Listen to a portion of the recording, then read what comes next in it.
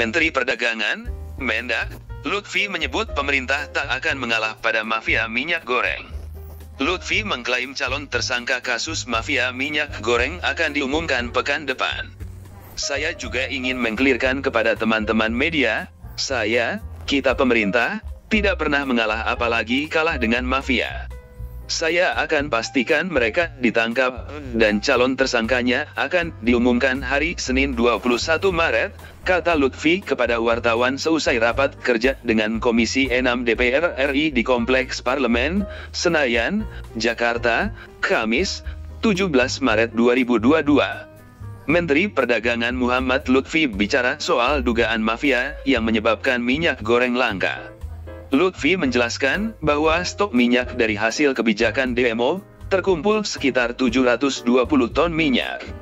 Dari total tersebut, sekitar 551 ton atau setara 570 juta liter minyak telah didistribusikan. Dikatakannya, dari data tersebut, seharusnya masyarakat tercukupi dengan stok minyak. Ia pun menduga ada pihak yang bermain alias mafia dengan stok minyak goreng yang kini menjadi langka. Dugaan itu berasal dari data pasokan minyak yang tidak sama dengan kondisi di lapangan.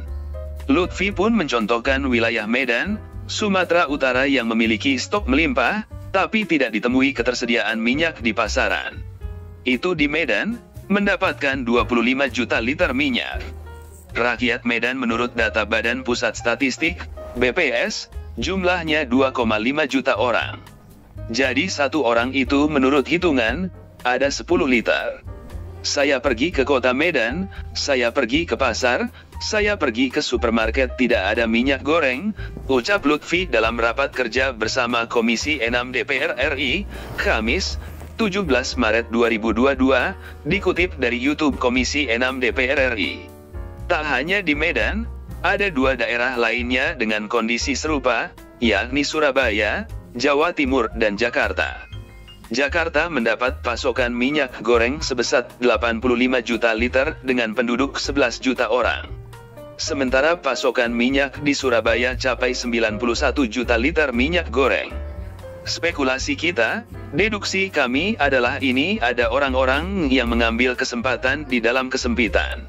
Tiga kota ini apa yang mendominasi, adalah satu industri ada di sana, yang kedua pelabuhan, jelas Lutfi.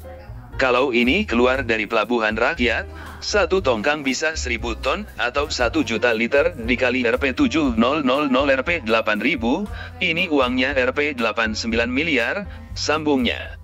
Lutfi mengaku tak bisa melawan aksi-aksi dugaan mafia minyak goreng ini karena keterbatasan wewenang dalam undang-undang. Untuk itu, pihaknya sudah melaporkan hal ini ke Satgas Pangan Polri. Kini, kata Lutfi, Satgas Pangan Polri yang menangani dugaan adanya mafia minyak goreng itu. Ketika kebanyakan minyak ini tidak bisa dipertanggungjawabkan, makanya terjadilah kepemilikan tersebut, mafia.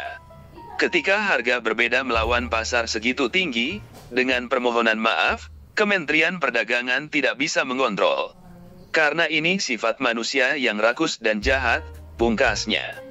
Sebelumnya, Kepala Satgas Pangan Polri, Irjen Pol Helmi Santika mengatakan hingga saat ini, ada 10 temuan masalah saat pihaknya mengusut polemik minyak goreng langka.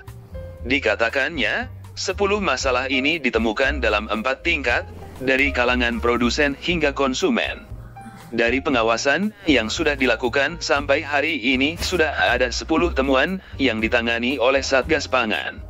Kami mencoba membagi jadi 4 kategori, dari tingkat produsen, distributor, pedagang kecil, dan konsumen akhir semuanya ada, kata Helmi, dikutip dari tayangan YouTube TV One, Rabu, 16 Maret 2022. Pada tingkat produsen, lanjut Helmi, terungkap adanya upaya mengalihkan penyaluran minyak goreng curah di Sulawesi Selatan.